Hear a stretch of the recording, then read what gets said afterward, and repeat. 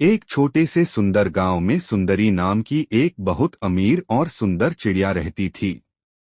उसका घर पूरे गांव में सबसे बड़ा और सबसे सुंदर माना जाता था। सुंदरी चिड़िया को अपनी सुंदरता और अपने बड़े घर पर बहुत ज्यादा घमंड था, इसलिए वह किसी गरीब पक्षी से ठीक से बात भी नहीं करती थी। एक दिन सुबह सुबह वह अपने लकड़ी के सुंदर और बड़े घर की रसोई में गाजर का मीठा हलवा बनाने लगी। कुछ ही देर में उस ताजे हलवे की मीठी और खुशबूदार महक धीरे धीरे पूरे गांव में फैलने लगी। उसी गांव के एक कोने में एक गरीब कौवा और उसकी पत्नी कौवी अपनी टूटी फूटी झोपड़ी में चुपचाप बैठे थे। तभी कौवी ने हवा में आती खुशबू को महसूस किया और बोली, लगता है सुंदरी चिड़िया कुछ बहुत स्वादिष्ट मीठा बना रही है। फिर वह थोड़ा उदास होकर बोली, आज तो मेरा भी गाजर का हलवा खाने का बहुत मन कर रहा है। कौवा धीरे से बोला, लेकिन सुंदरी चिड़िया बहुत घमंडी है, वह हम जैसे गरीबों से ठीक से बात भी नहीं करती।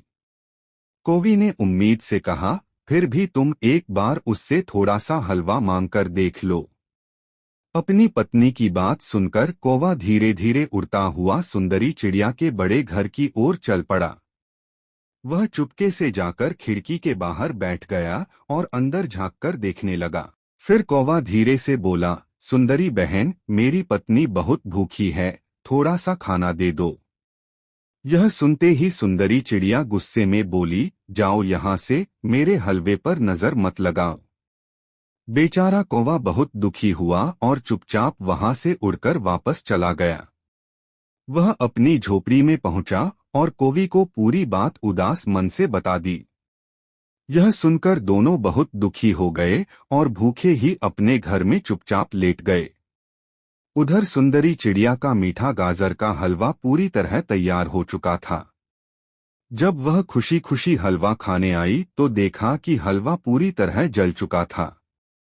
सुंदरी सोचने लगी, अब यह जला हुआ हलवा मेरे किसी काम का नहीं रहा।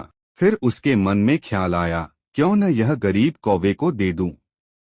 यह सोचकर वह हलवा एक टिफिन में पैक करके कौवे के घर की ओर उड़ गई।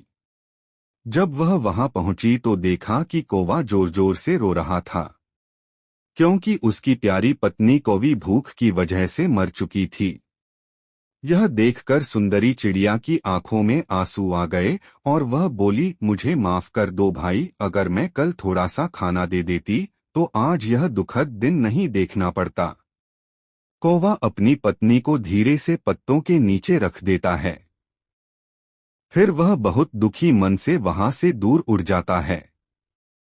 सुंदरी चिड़िया भी बहुत पछताते हुए धीरे धीरे अपने घर लौट आती है। वह सोचने लगती है कि अब उसे अपनी बड़ी गलती सुधारनी चाहिए।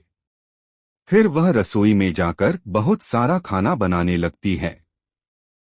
वह मेहनत से पूरी, सब्जी और स्वादिष्ट गाजर का हलवा बनाती है। फिर वह सारा खाना कई टिफिन में भरकर तैयार कर लेती है और उन टिफिन को लेकर गांव के हर पक्षी के घर उड़ जाती है। अब वह हर भूखे और गरीब पक्षी को प्यार से खाना देने लगती है। उस दिन के बाद सुंदरी चिड़िया ने हमेशा के लिए अपना घमंड छोड़ दिया और सबकी मदद करने लगी।